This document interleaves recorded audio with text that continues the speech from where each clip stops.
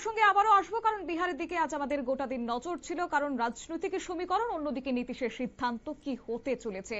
একদিকে নীতিশ কুমার বিজেপির উপর চাপ বাড়াতে বৈঠক, অন্যদিকে পাল্টা বিজেপিরও বৈঠক। কিছুক্ষণ আগে সেই বৈঠক শেষ হয়েছে এবং তারপর উঠে আসছে খবর যে বিহারে বিজেপির কাছে নত স্বীকার করেছেন নীতিশ কুমার। উপমুখ্যমন্ত্রীর পদে শপথ নিচ্ছেন সম্রাট চৌধুরী ও বিজয় সিনহা। প্রসঙ্গে যাওয়া বিস্তারিত, সঙ্গে যুক্ত হয়েছে শেখ মনিরুল, আমাদের প্রতিনিধি।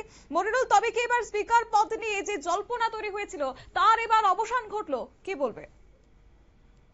স্পিকার পদ নিয়ে যে জল্পনা তৈরি হয়েছে সেই জল্পনার অবসান ঘটলো কিনা সেটা এখনো স্পষ্ট নয়।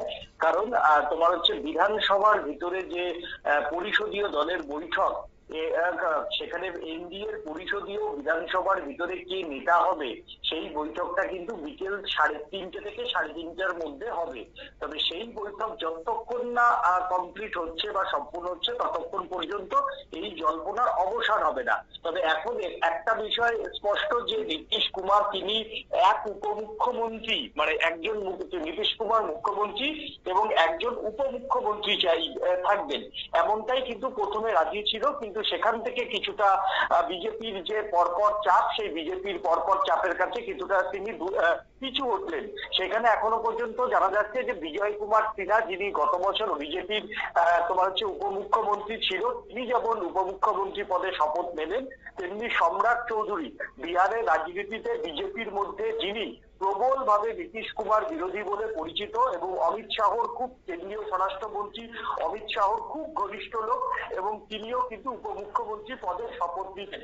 প্রথমে তোমার হচ্ছে যেহেতু বিজেপি এই ক্ষেত্রে বড় দল এবং রাজনৈতিক ভাবে বিজেপি এই বড় দল নীতিশ কুমারের থেকে এগিয়ে, সেই জায়গাতে সম্রাট চৌধুরীর ব্যাপারে কিছুটা গলাজি থাকলেও কিন্তু পরে যেভাবে সম্রাট চৌধুরীকে উপমুখ্যমন্ত্রী পদে বসাতে বিজেপির কেন্দ্রীয় নেতৃত্ব পুরো তড়িঘড়ি নীতিশ কুমারের উপর চাপ বাড়াতে শুরু করেছিল, সেই চাপটা নীতিশ কুমার আর নিতে রাজি হলো না এবং উপমুখ্যমন্ত্রী পদে সম্রাট চৌধুরীকে মান্যতা তিনি দিয়ে দিলেন।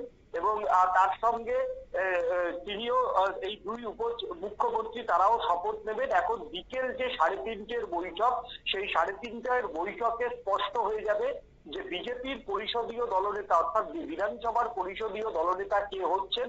সেটা কি জেডিইউ কে পাল্টা ছাড়ছে নাকি বিজেপি, না তোমার হচ্ছে স্পিকার পদ যদি বিজেপিকে ছাড়তে চাইছে না, স্পিকার পদ জেডিইউ নিজের কাছে রেখে দিয়ে বিধানসভার যে পরিষদীয় দলনেতার পদটা সেইটা হয়তো বিজেপিকে ছাড়ছে।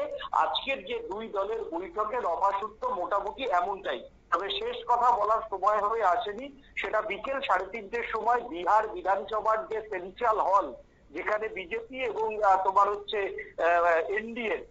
এনডিএর যে বিধায়করা, সেই বিধায়করাদের মিটিং এ স্পষ্ট হয়ে যাবে কে স্পিকার হচ্ছেন আর কে এনডিএর পরিষদীয় দলনেতা হচ্ছেন। সেটা বিকেল 3:30টার বৈঠকে স্পষ্ট হবে। অবশ্যই তাই। অর্থাৎ বিহার বিজেপির কাছে নীতিশ কুমার নত স্বীকার করলেও স্পিকার পদ নিয়ে কিন্তু জল্পনা এখনো তুঙ্গে রয়েছে, এবং সেক্ষেত্রে নতুন এই সমঝোতা কতটা স্থায়ী হয় সেটাই হচ্ছে সব থেকে বড় প্রশ্ন। বিহারের রাজনীতি অগরে একের পর এক প্রশ্ন উঠতে শুরু করেছে। তবে আগামী দিনে বিহারের জোট সমীকরণ কোন দিকে হাতে তা অবশ্য সময়ে বলবে। গোটা দেশের রাজনৈতিক মহল এখন তাকিয়ে আছে সেদিকেই। সংবাদ আপাতত এই পর্যন্তই। পরবর্তী আপডেটের জন্য চোখ রাখুন শুধুমাত্র নিউজ ভ্যানগার্ডের পর্দায়। নমস্কার।